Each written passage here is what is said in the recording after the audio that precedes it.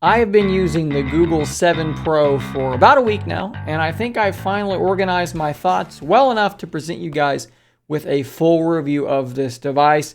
Spoiler alert here, I think this is probably the best phone that Google has ever made, and if I were to ever be convinced to leave the world of folding phones behind, if I had to use a boring old school slab phone, it would probably be this phone. It's actually very, very good. Let's start things off though by talking about the physical hardware itself. Let's talk about the body of this device. So it's a pretty striking design. It's really similar to the Pixel 6 from last year, but the biggest difference is this frame back here, the camera visor, if you will, is now aluminum, and you can see the cameras much more clearly. Rather than it being black so that the cameras blend in, it is now colored and the cameras stand out. I actually don't really like that. I wish that this was still black. Maybe I'll skin it or something later. The rail extends around the sides. All of that is aluminum. The Pixel 7 Pro is a very, very large device. And like I said, the appearance is quite striking. For me, this is a phone that I absolutely have to have a case on because it is just so large and it is very slippery. I don't have very large hands, but you can see there, that thing is the size of my hands and it is very hard to hold on to. So what I'm going to do is I'm going to pop my case back on it just because I feel much more comfortable holding it in a case. And you can see there what it's going to look like in a case, and I think it looks absolutely fine. The screen is a 6.7-inch 120 hertz refresh rate. It can run at 1440p or 1080p, which is where it is by default. You do have stereo speakers at the top and the bottom, although the bottom speaker is louder than the top speaker, and the speakers do actually sound pretty solid. They are quite loud, even though they do distort a little bit at maximum volume, and they lack bass a little bit. They're not going to blow your Z Fold speakers out of the water, but they're actually going to compete much better than I expected that they would. I guess I should mention kind of over here on the sides, this is where your power and your volume rocker is. I'm Google Assistanting right now. USB-C on the bottom, there are your speakers down there, and then up at the top there is nothing. You may have noticed that there's no physical fingerprint scanner because it is in the display once again. And for my money, I think it's pretty good, right? It's not the fastest fingerprint scanner in the world, but you can see that, you know, in terms of in-display fingerprint scanners, it's about as fast as any of them. My biggest problem with in-display fingerprint scanners is that you have to be right on that spot. If I'm here, it's not going to work. If I'm here, it's not going to work. You got to be right on that spot. So you have to learn where it is, and I personally prefer having the fingerprint scanner in the power button or on the back where I can just find it physically speaking. I don't really care for optical or just in general under display fingerprint scanners, but it's fine. You also do have face unlock, which you can see with my settings is quite fast. I have it set that when I pick up the device, it wakes up and it unlocks. So that is fine and it works relatively well in well-lit areas. If you're in the dark though, it's probably not going to work all that well. We do have a slightly curved display, which you can probably see a little bit there, but I've not really had many issues with accidental presses on the edges. And I'm sure it's happened once or twice, but that's going to happen with any kind of curved display. Probably been better off just having it flat, but it does look more premium with that curved display. Your preference will be obviously your preference there. One thing I have noticed, it's gonna be hard to really see here, but up in the top grill where the speaker is, I keep getting lint up in that speaker grill, which is a little bit frustrating, but not a huge problem. As for the internals, this is running the new Google Tensor G2 chip, 8 gigs of RAM, and I believe this one is only 128 storage, which is fine because I keep everything in the cloud anyways. Performance has been very good, despite the fact that it scores lower on synthetic benchmarks like Geekbench than something like my Z Fold 4. This thing absolutely flies with this 120 hertz display. It's just very, very fast. I don't think I've seen this thing lag or stutter at any point. It has been absolutely a delight. Very, very smooth performance. Android 13 is fantastic. It is much better than Android 12 was on the prior Pixel devices. Even when I installed 13 on my Pixel 6a, the performance seemed to improve. The same seems to be true here. This thing is very, very fast. Of course, you do also have the full suite of Google Pixel software magic like Now Playing, which tells you what song is playing that it's just hearing in the background. It'll show up on your lock screen, which is a feature that I love having. Call screening, which I'm already using quite a bit. A lot of really, really good stuff here. One of my other favorite things, at least I thought it was going to be one of my favorite things, was the Google Assistant typing. We'll go into Twitter here. We'll open up where we're going to make a tweet. And you'll see if we go into the settings and we go into voice typing that there's not just the faster voice typing, which is where it downloads it onto your device. There's also assistant voice typing, which has all sorts of different commands. You can say delete to delete the last word, undo, send. You can just say an emoji, all sorts of really neat stuff there. But the problem with it is that it's just not that accurate for me. I'm having wrong words be typed in from time to time, honestly, just as much as with any other voice typing, maybe a little bit more sometimes.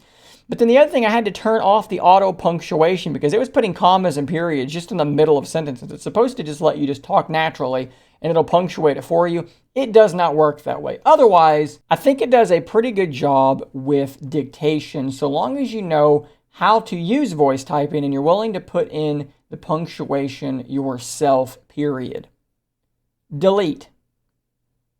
Delete. Clear. And of course, if I was texting or something, I could have said send it or send, and it would have sent that off. That's actually pretty useful if you want to use this thing hands-free, just not quite there. I also did have an issue where initially upon setting up my Pixel 7 Pro, that kind of voice typing was just not working.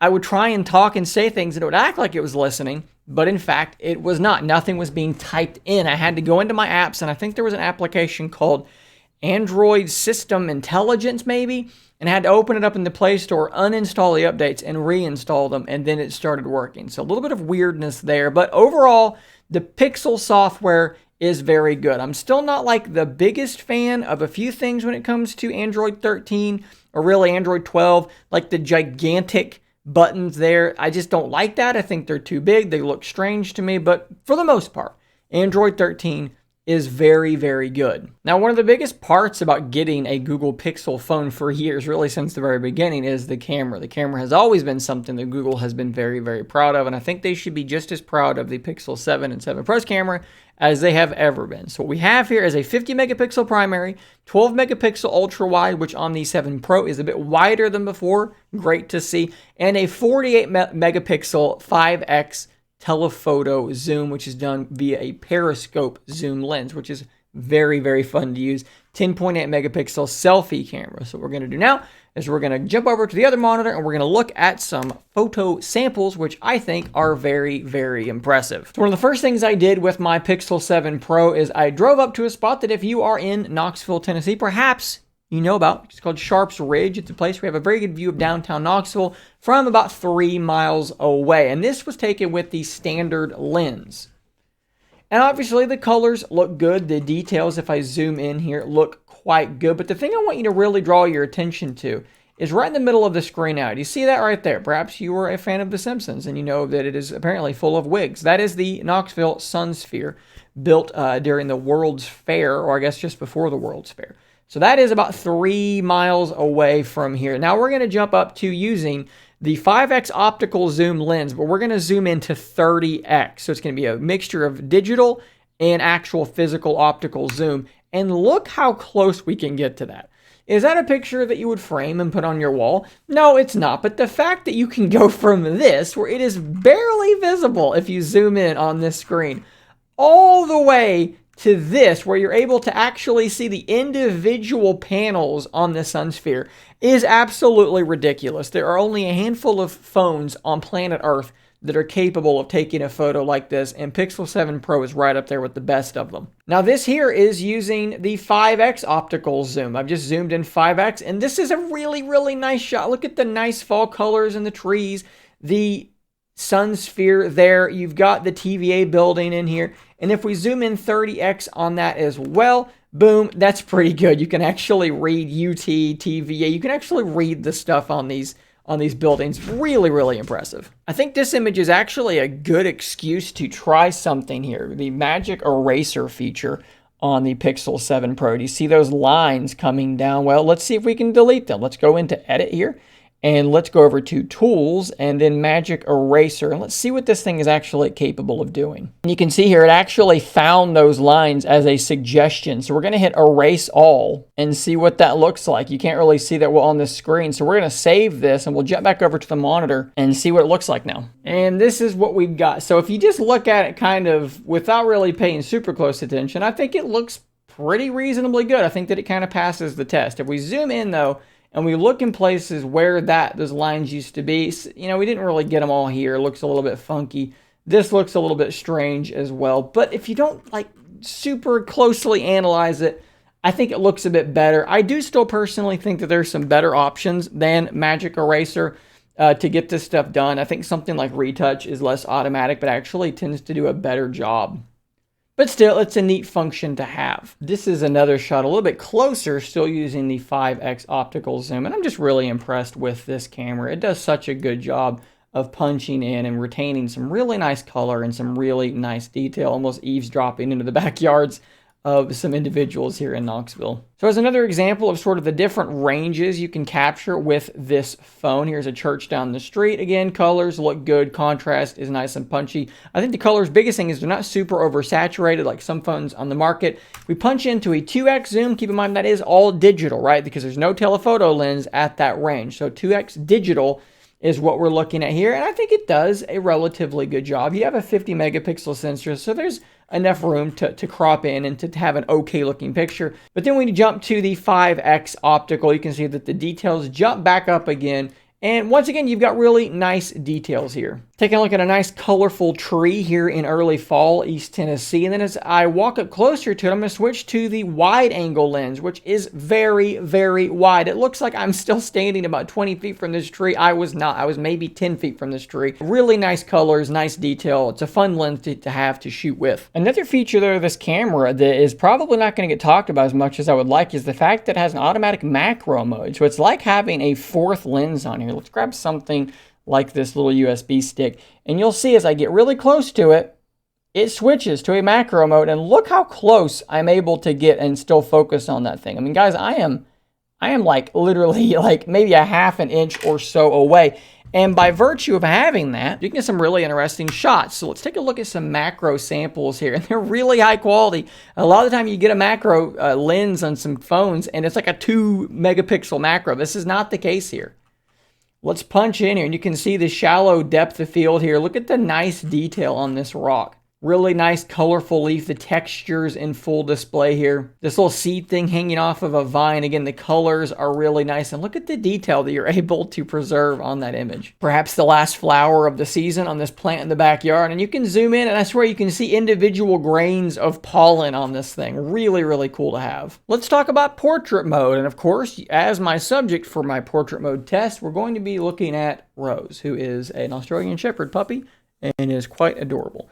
I think portrait mode on the Pixel 7 Pro is really, really good. This picture was too adorable to get rid of, even though I did blow the focus just a little bit. But still, I think it's a pretty good example. You can see how the focus falls off there. And just general, the qualities of this image, the contrast and the way that it handles colors, I really do like. This is a much better shot where it absolutely nails everything about this picture. I could show this to somebody, and I could probably trick people into thinking this was taken with a proper DSLR, with a proper portrait lens, but of course no, this was taken on a smartphone. The details are really, really nice. The way that it does the focus here is really nice. It's just a fantastic image, and it's one of the better images I've taken on a smartphone. And it was super easy, point and shoot. Another good example here, Rose taking a nap on Hank, her teddy bear, and just enjoying some rest after playing. It's a really, really solid portrait mode, guys. Another cool feature, though, that doesn't get talked about as much anymore is astrophotography. Put this thing on a tripod, point it at the sky, and let it take a picture for 4.5 minutes, and you're going to get something that is, honestly, to me, quite incredible. This is like a million times more stars than were visible to the naked eye, and after 4.5 minutes of taking, a picture here, basically, this is what I wound up with. That is one of the more incredible pictures I've ever been able to take. And it was, again, super, super easy. And a cool feature is after that's over with, it actually gives you a time-lapse video, and you can pull still images out of that time-lapse. And I'm so pleased that one of the images I was able to pull out was one of a shooting star.